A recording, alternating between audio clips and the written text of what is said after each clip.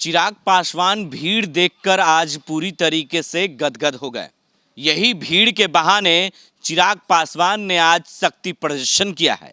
जी हां, मौका था बाबा भीमराव अंबेडकर की जयंती का। जी हां, बाबा भीमराव अंबेडकर की जयंती पटना के गांधी मैदान बापू सभागार में आयोजित किया गया था। लोक जनशक्ति पार्टी रामविलास के तमाम नेता मौजूद थे। वहीं चिराग पासवान करीबन 5,000 की ऊपर की संख्या में आए भीड़ देखकर चिराग पासवान पूरी तरीके से गदगद हो गए। वहीं उन्होंने इसी बहाने अपने चाचा को भी चिढ़ाया। कह सकते हैं कि पूरी तरीके से शक्ति प्रदर्शन हुआ।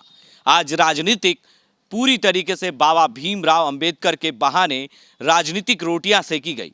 उसी मंच से चिराग पासवान ने नीतीश कुमार की आलोचना की और बिहार सरकार के तमाम योजनाओं को उन्होंने पूरी तरीके से कमियां को उजागर किया।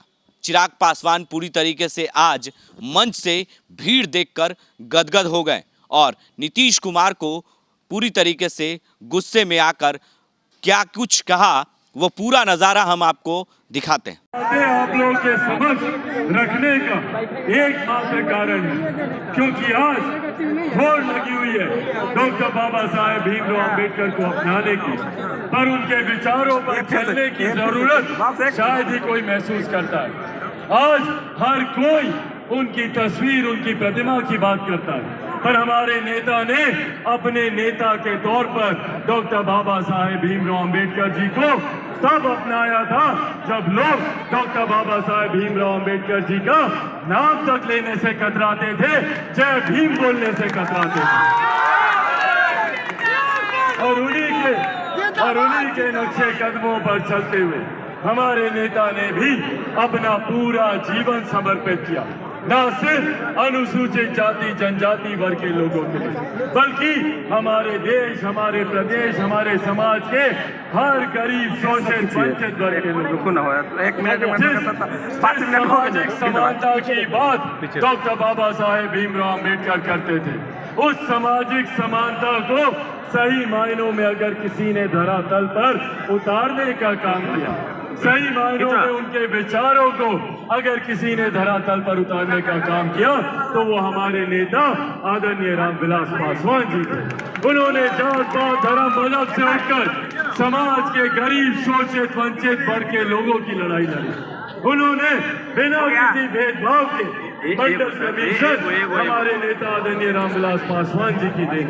पिछड़ा वर्ग को आरक्षण देने का काम हमारे नेता आदरणीय रामविलास पासवान जी ने किया, तो वहीं अगड़ी जाति में भी जो गरीब लोग हैं उनको भी आरक्षण दिया जाए, इसकी भी लड़ाई हमारे नेता आदरणीय रामविलास पासवान जी ने लड़ने का काम किया। उनकी सोच एकमात्र थी कि समाज के जो गरीब वंचित शोषित लोग हैं उनको किस तरीके से मुख्य धारा के साथ जोड़ा जाए। और यही कारण है कि अपने जीवन के अंतिम दिनों में भी, अंतिम क्षणों में भी उनको इस बात की चिंता सताती थी कि भैया कोरोना काल में, लॉकडाउन में किस तरीके से हमारे देश के लोग अनाज खाएंगे, किस तरीके से उन्हें राशन मिलेगा। मुझे याद है जब उनका स्वास्थ्य ठीक नहीं था, उनकी तबीयत खराब थी, ऐसे में जब उन्हें अपने स्वास्थ्य की चिंता करनी चाहिए थी। मैं उनका बेटा हूं, मुझसे बेहतर कौन जानता है कि किस तरीके से उनकी तबीयत खराब थी और उसके बावजूद उन्होंने हॉस्पिटल जाने से इनकार कर दिया। दिनों तक वो तबीयत खराब होती रही, पर वो। तो आपने सुना कि किस तरीके से चिराग पासवान उस भीड़ को देखकर काफी गदगद हुए। वहीं चिराग पासवान को सीएम बनाने की नारे भी लगने लगे। पूरी तरीके से कह सकते हैं कि इस भीड़ के बहाने चिराग पासवान ने नीतीश कुमार की आलोचना तो की ही, वहीं अपने चाचा को भी नहीं छोड़ा। पूरी तरीके से ये गदगद हो चुके थे अपनी भीड़ को देखकर।